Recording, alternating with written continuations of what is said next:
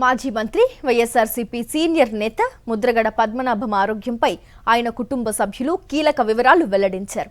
హైదరాబాద్లోని సింధు ఆసుపత్రిలో చికిత్స పొందుతున్న ముద్రగడ ఆరోగ్యం నిలకడగా ఉందని, వైద్యులు ప్రత్యేక పర్యవేక్షణలో చికిత్స అందిస్తున్నారని ఆయన కుమారుడు ముద్రగడ గిరి తెలిపారు.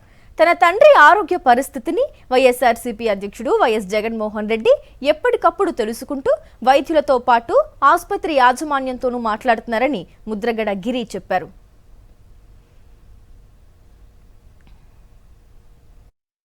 నా తండ్రి గారు శ్రీ ముద్రగడ పద్మనాభం గారు అనారోగ్య సమస్య నుంచి నెమ్మదిగా కోలుకోవడం జరుగుతుందండి. ప్రజలందరి ఆశీస్సులతో ఆయన రోజు రోజుకి డెవలప్మెంట్ ఉందండి ఆరోగ్య విషయంలో.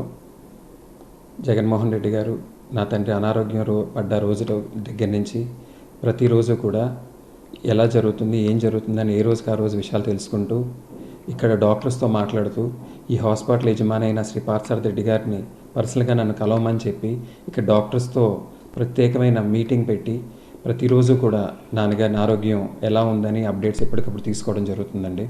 అదే కాకుండా అమెరికా నుంచి వచ్చిన దత్తాత్రేయ గారు కూడా నాన్నగారి విషయంలో ట్రీట్మెంట్ కూడా ఆయన కూడా సహకరిస్తున్నారండి.